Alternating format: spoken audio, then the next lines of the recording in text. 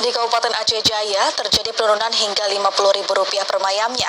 Untuk emas murni, para pedagang menjual sekitar Rp2.930.000 per mayam. Harga emas di seputaran Kota Calang, Aceh Jaya mengalami penurunan. Sebelumnya, harga perhiasan tersebut dijual oleh pedagang mencapai Rp3 juta per mayamnya. Kini turun menjadi Rp2.930.000 per mayam, tidak termasuk ongkos pembuatan. Penurunan harga emas sudah berlangsung selama 3 hari yang lalu. Hal ini terjadi karena Bank Sentral The Fed menaikkan suku bunganya mencapai 4,5% hingga 4,7%.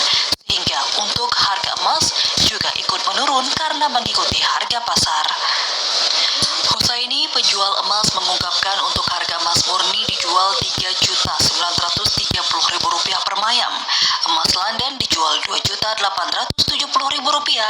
Emas 24 karat dijual seharga Rp2.600.000 per mayam dan belum termasuk ongkos pembuatan.